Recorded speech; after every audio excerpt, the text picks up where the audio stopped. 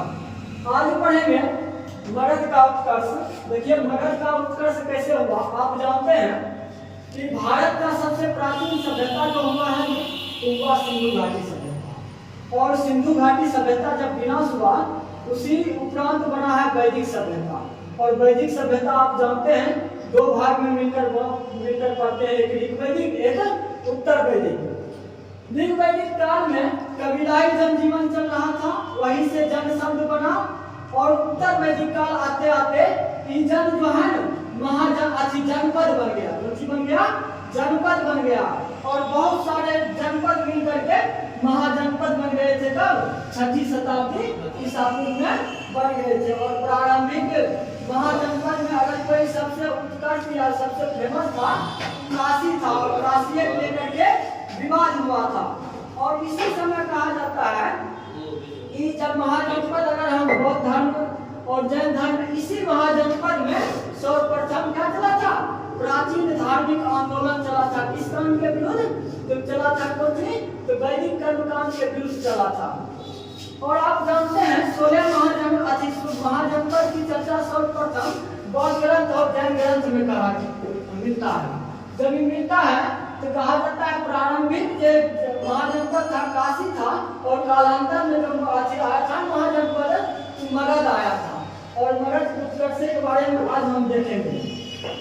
सबसे पहला ये देखेंगे मगध शब्द का सर्वप्रथम जो है ना चर्चा या उल्लेख हमको कहाँ मिलता है, अथर्ववेद में मिलता है। कहाँ मिलता है, अथर्ववेद में मिलता है।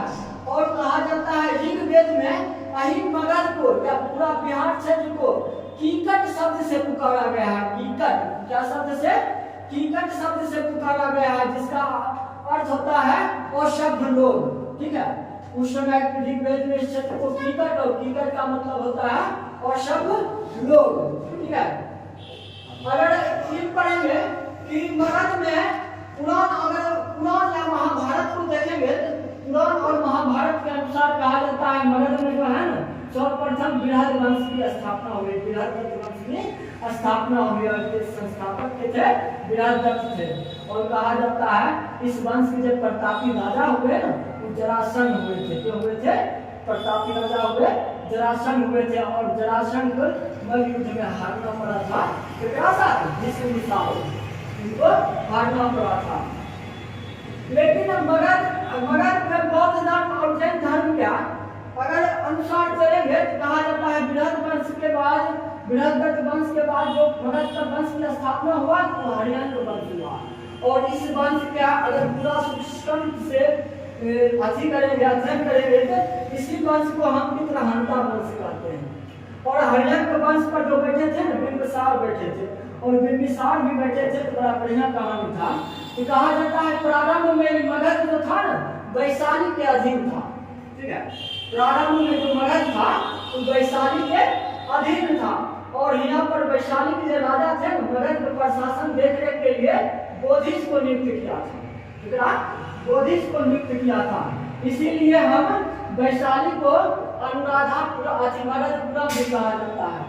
क्योंकि प्रारंभ में मगध किसके अधीन था तो वैशाली के अधीन था। इसीलिए वैशाली को मगधपुरा भी कहा जाता है। कहानी क्या था कि बोधिस कुमार जो थे मगध के प्रशासक थे। और इन्हीं का बेटा हुआ बिंबिसार जो क्या करता है मगध पर हरियाणा वंश की स्थापना कर देता है। और इसको जैन धर्म में बिंबिसार को क्या बोला गया है, सैनिक बोला गया था। जैन धर्म में बिंबिसार को की बोला गया है, सैनिक बोला गया है। और यही कहा जाता है बिंबिसार जब थे तो यह पर राजधानी कहाँ बनाए थे मगध के, गिरिब्रज या राजगीर बनाए थे। और कहा जाता है इसका वास्तुकार थे ना महागोविंद थे। ठीक है, और कहा जाता है बिंबिसार जो थे मगध को सुदृढ़ करने के लिए तो जो नीति अपनाए थे वो तीनों नीति अपनाए थे। वैवाहिक नीति अपनाए थे, कूटनीति अपनाए थे और युद्ध नीति। तीनों नीति का अनुसरण करके मगध को सुदृढ़ करने वाले शासक पहला हुए और प्रथम हुए। तो वैवाहिक नीति के अंतर्गत 3 को शादी किए अपना समाज को सुदृढ़ करने के लिए। कौन लिच्छवी पुत्री, लिच्छवी का राजकुमार प्रेषक हुआ करता था। उसका पुत्री से चलना या छलना से वो शादी किए थे। दूसरी भी शादी किए हैं परसेंट बहन के महाकौशला से। और कहा जाता है जब महाकौशला से शादी किए थे तो ये दहेज में उनको काशी मिला था, और उस समय काशी की आय जो थी ना 1,00,000 रुपए था। और तीसरा शादी करता है बिम्बिसार किसके साथ? मध्य की राजकुमारी क्षेमा के साथ करता है, ठीक है, मध्य की राजकुमारी क्षेमा के साथ करता है। और कहा जाता है ऐसी क्षेमा थी बिम्बिसार की पत्नी जो इनके अनुग्रह पर बिम्बिसार ने बौद्ध धर्म अपनाया था। बिम्बिसार जो है, बिम्बिसार अगर कूटनीति की काम कहा जाए तो बिम्बिसार को जो है, बिम्बिसार के समय, मगध के समय कहा जाता है अवंती से बिम्बिसार का बड़ा अच्छा लगा था, यानी मित्रता हुआ करता था। किससे? अवंती से। और कहा जाता है घटना है जब अवंती के राजा चंद पर बहुत बीमारी से जूझ रहे थे, तब बिम्बिसार ने अपना राजवैद्य जीवक को भेजा था उनके उपचार के लिए। कहाँ? अवंती भेजा था। उनका कूटनीति था, यानी मित्रता बना करके हासिल करना। युद्ध नीति के अंतर्गत देखा जाए तो युद्ध नीति का अनुसरण किए थे अंग पर। अंग पहला जनपद है जो सब पहले मगध में मिलाया गया है। क्या मिला है? बिम्बिसार मिला है। उस समय अंग पर किसका शासक था? तो बृहद्रथ का शासक था। और कहा जाता है बृहद्रथ को हरा करके अंग को मगध में मिला दिए। और अंग के प्रशासक किसे नियुक्त किया था? अजातशत्रु को नियुक्त किया था। और यही है अंग। अंग की राजधानी कौन सी था? चंपा था। और कहा जाता है महाभारत पुराण काल में इसी चंपा को मालिनी कहा जाता है। जब अजातशत्रु मौर्य प्रशासक थे अंग का, जब उनको अनुभव प्राप्त हुआ कि अपने राजा बनने के चक्कर में क्या करते हैं? अपना पिता की हत्या कर देते हैं। किनको? बिम्बिसार को कर देते हैं। अगला शासक के हम लोग से बनेंगे तो अजातशत्रु बनेंगे। और अजातशत्रु को जैन धर्म में क्या कहा गया है? कुली कहा गया है, ठीक है। और एक चीज देखा जाए तो जब बिम्बिसार हम बोले हैं कि बिम्बिसार का क्षमा की मदद से बची कर दिए हैं तो बौद्ध धर्म धारण कर लिए हैं। तो बौद्ध संघ को सबसे पहला देनुवन बिहार दिए थे दान के, बिम्बिसार दिए हैं। और बौद्ध भिक्षु के लिए तारपंड कर दिए हैं, तारपंड कर से मुक्ति कर दिए हैं। क्या कर दिए हैं? बिम्बिसार क्या के लिए? तो बौद्ध भिक्षु के लिए। अब शासक है अजातशत्रु। अजातशत्रु को जैन धर्म में कुली कहा गया है। तो अब ये करता है तो एक समय में लिखते हैं अपना पिता हत्या करके बैठता है। जब अपना पिता हत्या कर देता है तो एक जो पत्नी होती है बिम्बिसार की महाकौशला देवी, इसका क्या हो जाता है? के कारण उसका मृत्यु हो जाता है। और परसेंट होता है तो परसेंट क्या करता है? दहेज जो काशी दिया रहता है वो काशी को पुनः ले लेता है। लेकिन अजातशत्रु काशी को प्राप्त करने के लिए परसेंट स्थिति करता है, युद्ध करता है। और कहता है परसेंट अजातशत्रु क्या युद्ध करता है? दो युद्ध करता है। पहला युद्ध करता है जिसमें अजातशत्रु जीत जाता है, और दूसरा युद्ध जब अजातशत्रु करता है ना उसमें क्या होता है? अजातशत्रु हार जाता है और परसेंट उसको क्या कर लेते हैं? बंदी बना लेते हैं।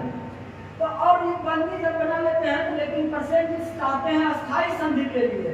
और अस्थायी संधि के लिए इनके विचार में, परसेंट के विचार में एक बनाया कि क्यों ना हम अपना बेटी की शादी अजातशत्रु से कर दे।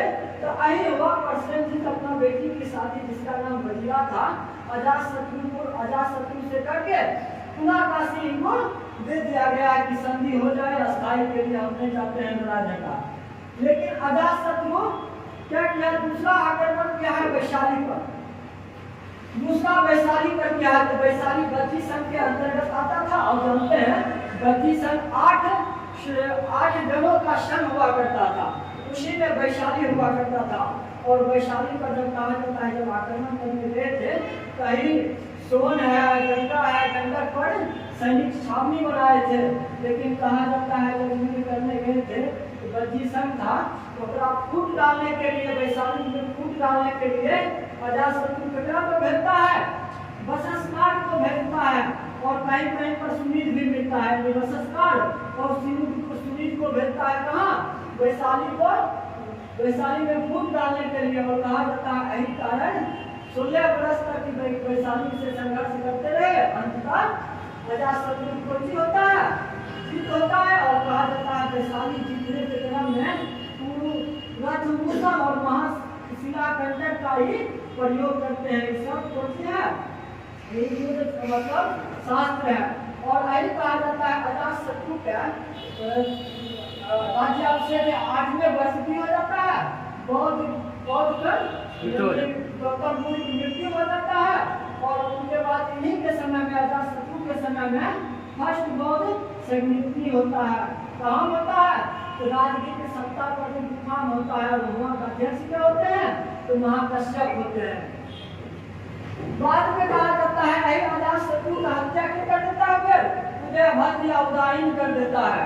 और जैन धर्म उदयभद्र या उदायन को क्या करता है? पितृभक्त कहता है। जैन धर्म उदयभद्र को पितृभक्त कहता है।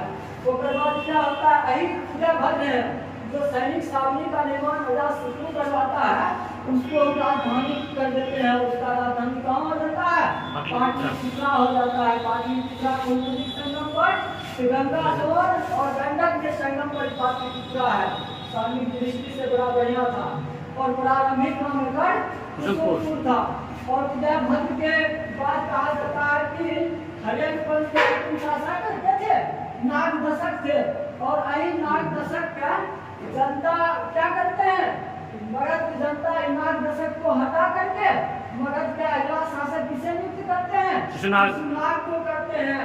इतिहास में पहला राजा शिशुनाग हुआ जिसको जनता द्वारा स्थापित किया गया है। और मध्यकाल में देखेगा तो रजिया ऐसी सुल्ताना हुई जिसको जनता द्वारा शासक बनाया गया है। ये पहला पुरुष में है और प्राचीन काल में जैसे शिशुनाग धरती पर मगध पर बैठा हुए वंश की स्थापना कर दिया और वो अब वैसे क्या कर रहा है? शिशुनाग वंश। और ये अपना राजधानी कहाँ प्रावर्तित कर दी है? वैशाली कर दिए हैं।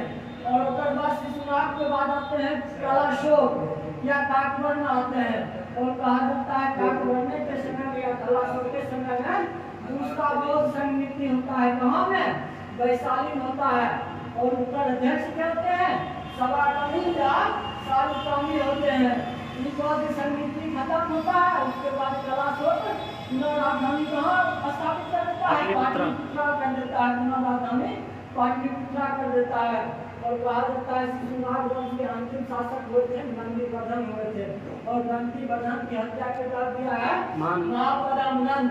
और यही महापद्म नंद को उग्रसेन भी कहा गया है। और महापद्म नंद ने जो नवीन वंश की स्थापना कराए थे उस वंश को कहा जाता है नंद वंश।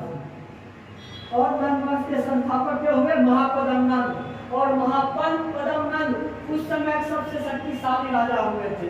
अपना समय का सबसे शक्तिशाली राजा हुआ करते थे।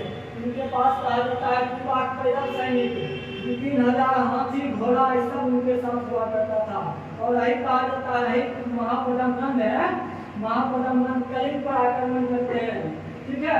और कलिंग पर जब आक्रमण करते हैं इसका प्रमाण खारवेल हाथी गुफा अभिलेख से मिलता है। उसके बाद वहाँ बहुत सारे इनको उपाधि दिया गया है। एक राज की उपाधि दिया गया है, छत्रक का उपाधि दिया गया है। ठीक है। बहुत सारा कलिका अंश की उपाधि दिया गया है। बहुत सारा उपाधि दिया गया है। और ये कहा जाता है किसी नंद राजा ने कलिंग पर जब कलिंग में नहर का निर्माण करवाए हैं। कोई नंद राजा थे कलिंग पर कोठी करवाए हैं। कलिंग में नहर की सर्वप्रथम स्थापना करवाए हैं। और उसी के बाद कहा जाता है कि एक सबसे फेमस अंतिम शासक जो फेमस थे ना घनानंद थे। और घनानंद कौन सी था? बच्चा अभिमानी था। और कहा जाता है परिषद में एक बार की करता है विष्णुगुप्त चाणक्य को ये अपमान कर देता है। और ये अपमान के चलते विष्णुगुप्त शपथ लेते हैं कि जब तक हम घनानंद या आनंद वंश को समाप्त नहीं कर देंगे तब तक हम चैन से नहीं रहेंगे। इसी क्रम में कहा जाता है घनानंद के समय समकालीन सिकंदर का आक्रमण आया। इधर विष्णुगुप्त क्या करते हैं? इधर विष्णुगुप्त चंद्रगुप्त मौर्य शिक्षा दे रहे होते तक्षशिला में। और उसके द्वारा क्या करते हैं? नंद वंश को खत्म करके मगध पर मौर्य वंश की स्थापना करते हैं। और मौर्य वंश की स्थापना चंद्रगुप्त मौर्य करते हैं। क्लास में चंद्रगुप्त मौर्य होगा।